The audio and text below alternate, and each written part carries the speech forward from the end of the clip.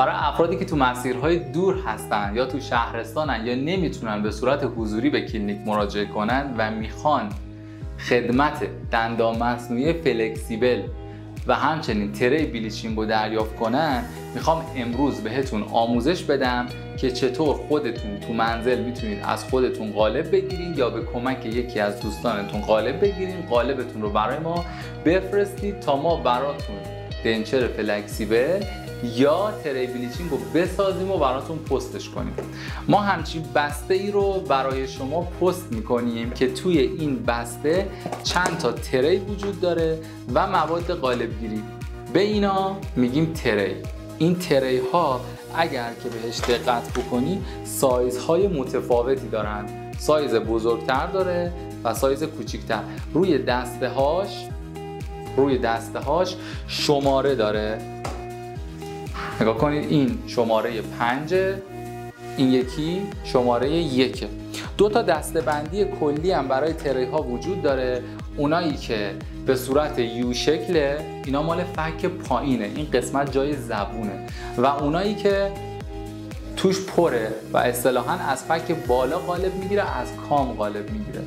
در کنار این تری ها ماده قالبگیریش هم براتون میفرستیم که این 2 تا ماده رنگی هست، تو 2 رنگ متفاوت بسته‌بندی براتون میفرستیم به اندازه مورد نیازتون که بتونید قالب رو تهیه بکنید. حالا بریم ببینیم که چجوری باید از فک قالب گیری کنیم با اینا.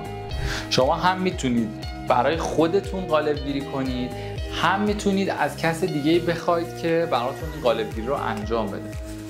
بهتره که دستکش بپوشید. من اول در خصوص سایز تری توضیح بدم. اگر که اینجا رو نگاه کنید، تری ها سایزهای مختلفی داره. من الان یه امتحان میکنم که کامل ببینید. این یک تری سایز متوسطه.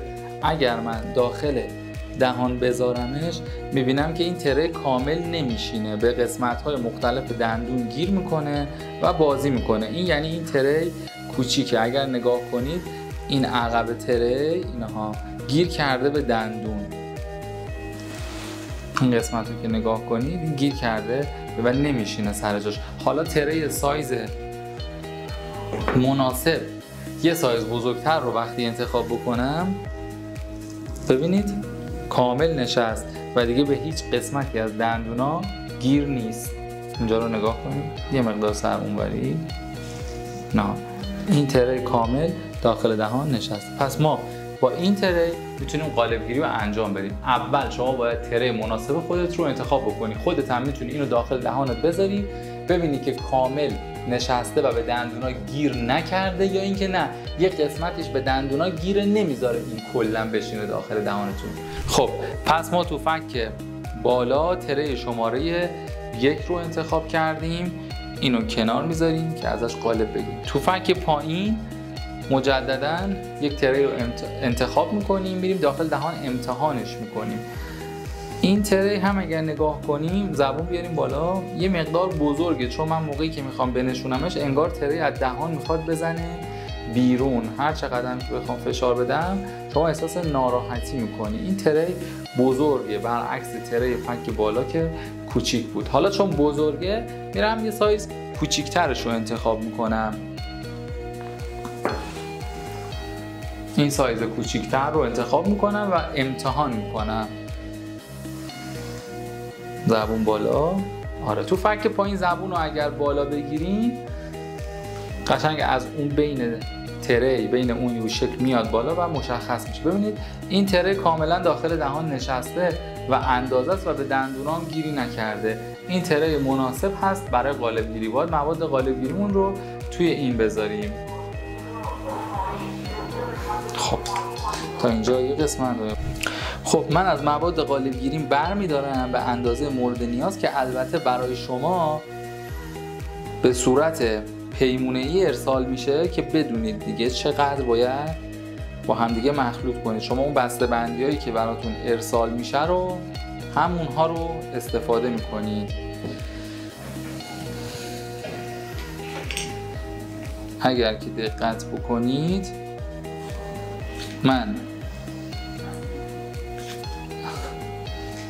خب 2 رنگ از مواد قالبگیری دارم که حالا اینا رنگ‌های مختلفی داره. الان اینجا آبی و زرده، شاید اون چیزی که برای شما استفاده میشه سبز و سفید باشه براتون ارسال میشه، ولی به هر حال 2 رنگ متفاوته. رنگش مهم نیست ولی 2 رنگ متفاوت رو باید با هم دیگه قاطی کنید که با هم اینا مثل خمیربازیه. نگاه کنید مثل خمیربازیه، با هم دیگه نباید مخلوط بشه مگر زمانی که میخوایم قالب بگیریم. من الان میخوام قالب بگیرم، این دوتا رو با هم مخلوطش میکنم. ببینید با هم دیگه مخلوط میکنم که به جای زرد و آبی یک رنگ بشه دیگه، نه زرد میشه نه آبی.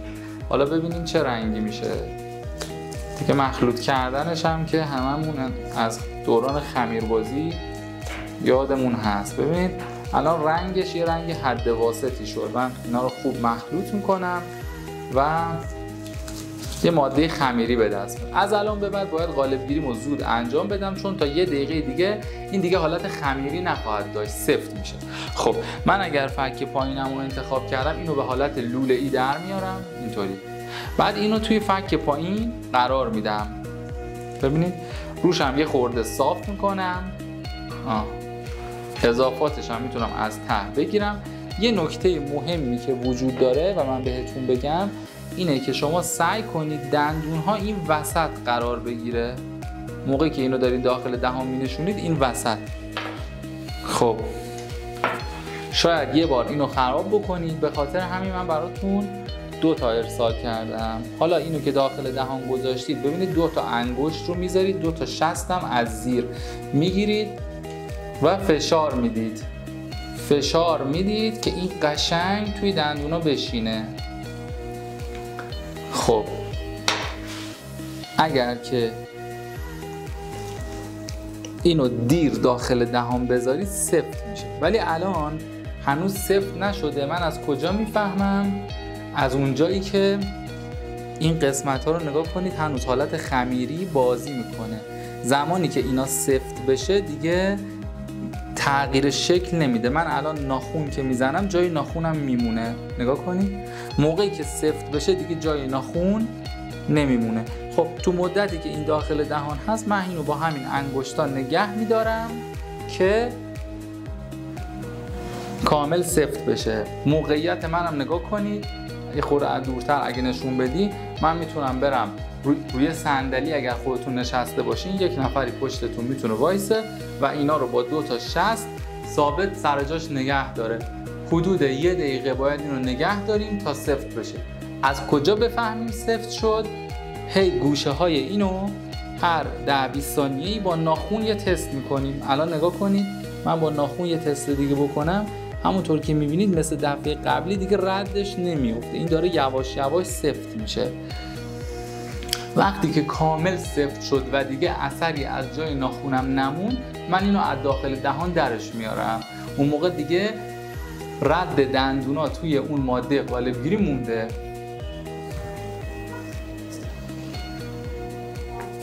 معمولا هم اگر زمانی بخواید در نظر بگیرید، ما موادی که برای شما میفرستیم چون بسته بندی هاش استاندارد هست، توی 1 دقیقه نهایتاً 1 دقیقه و نیم اینا سفت میشه و شما میتونید زمان هم بگیرید از داخل دهان. اگه خودتون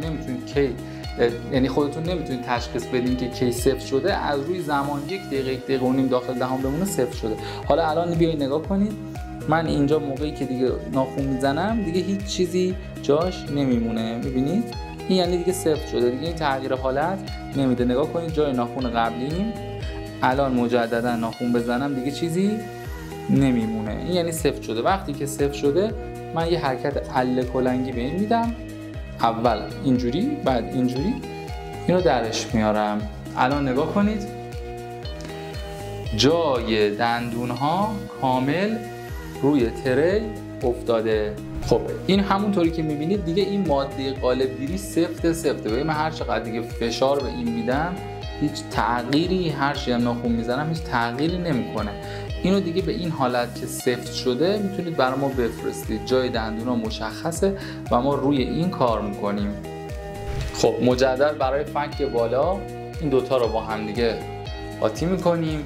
شما درست زمانی که آماده هستید برای قالب گیری باید شروع کنید به مخلوط کردن اینا، وگرنه اینا سفت میشه دیگه، داخل دهانت میذاری اثرش نمیمونه. اینو هر چقدر زودتر باهاش کار کنی مدت بیشتری وقت داری که تو دهان ازش استفاده کنی. ببین من الان دومی رو دارم سریعتر میگیرم که راحتتر داخل دهان بشینه. دوباره اینطوری لوله ایش میکنم، تو فک بالا هم نگاه کن دور تری میچینم، وسطش خالیه، نگاه کن وسط خالیه. من فقط اینجا دورش میچینم، با دستم یکم صافش میکنم. خب حالا اینو در نظر میگیرم که دندونای فک بالا رو چیکار کنم، این وسط بنشونم، تجسم میکنم. فک بالا رو باز کنید. از این آینه هم میتونی استفاده کنی برای اینکه لبو کنار بزنی. این آینه هم براتون میفرستم. ببین اینو چطوری یه بر می نشونم، اینطوری صاف نمی کنم داخل دهان که گیر نکنه. اول از یه سمت میاد جاش رو نگاه میکنم. حالا چی کار میکنم؟ حالا که دیدم سر جاش نشسته دوباره میرم پشت بیمارم وا میستم، فشار میدم. نگاه کنید منو با سینم سر بیمار رو نگه داشتم و با دستم فشار میدم. قدرت دست منو بگیرین. ببین تقریبا دستم میلرزه، فشار زیاد دارم میدم، فشار زیاد. این جلو رم نگاه میکنم. ببینید این اضافات مواد قالبگیری باید از این سوراخ ها پس بزنه بیرون. من از دو تا سمت، هم از این سمت هم از این سمت، دستم رو از وسط نگه داشتم، نه خیلی عقب نه خیلی جلو. همزمان دو تا انگشتم رو با هم فشار میدم، فشار محکم تقریبا. ببین دست من میلرزه فشاری که دارم میدم، یعنی فشار من فشار کمی نیست که قشنگ مواد قالبگیری بشینه.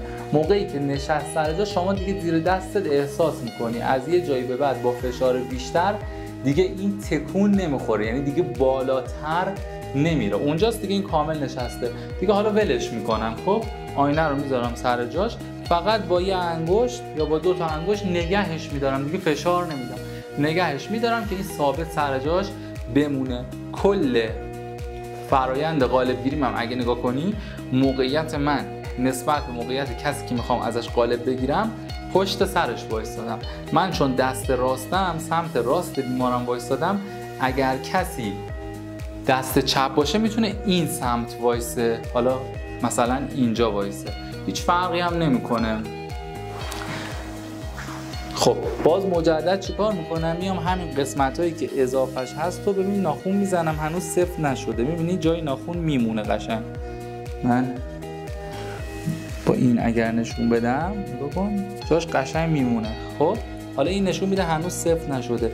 از این اضافاتش هم اگر جاهای دیگه پس بزنه من اینم میتونم تو دستم بگیرم، حتی با اینم بازی کنم، گلولش میکنم. هر موقع همینم سفت شد من این فشار بدم مثل خمیر تغییر شکل میده، میبینی؟ گلولش میکنم. اینم میتونه به من یه نشون بده، چون اینم اگه سفت بشه انگار داخل دهانم سفت شده. وا میستم، همینطوری صبر میکنم.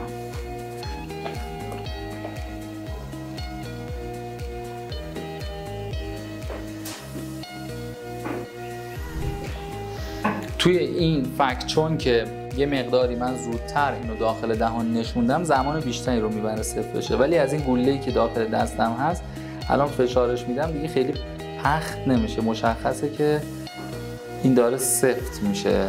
حالا از خود داخل دهانم اگر امتحان بکنم، ببین این جایی که دارم اینو میزنم دیگه جایی نمیمونه، علامتی نمیمونه. اینم یعنی اینکه سفت شده اینها، دیگه جای ناخون روش نمیمونه به اون صورت. خب اضافاتش هم که نگاه میکنم دیگه جای ناخون نمیمونه، حالت انگار پلاستیک فشرده پیدا کرده. از این بالاش هم میتونم، این بالا هم نگاه کنید زیر لب اینجا موقعی که میزنم دیگه جای ناخون نمیمونه. توی این مرحله که رسید با هم حالت اله کلنگی یه فشار اینوری میدم، از ته در میاد اینا، فشار اله کلنگی. خیلی خوب. اگر که نگاه کنید اون چیزی که برای ما مهمه همین قسمت دندوناست که دندونا بیفته. این دندونا که برای ما میفته مهمه، اینجاها برامون مهم نیستش. این قسمت دندونا برامون اهمیت داره که خوب بیفته و یه خورده هم قسمت بالای دندونا یعنی لثه این قسمت بالا که بخواهی نخواهی خود به خود میفته و اینم اگه نگاه کنی دیگه سفته، دیگه جای ناخن و اینا نمیمونه. یه نکته ای هم بگم، این اضافاتی که از این تری پس میزنه، این حالتی که از این سوراخ‌ها داره پس میزنه کمک میکنه که این مواد قالبگیری ما از داخل تری ما جدا نشه. اصطلاحاً گیر مکانیکی با اینا پیدا میکنه. پس این سوراخ‌هایی که روی تری هست برای اینی که این مواد اضافه پس بزنه و گیر مکانیکی پیدا کنه. شما این دوتا قالب رو که تهیه کردید کافی فقط 30 ثانیه زیر شیر آب نگه دارید که همه قسمت‌ها شسته بشه. اصلا نمیخواد که داخلش دست بکشید. فقط اگر تو ارتفاع پایین‌تر نگه دارید، آب چون با شدت بیشتری روش میریزه بهتر شسته میشه. اینم به همین صورت.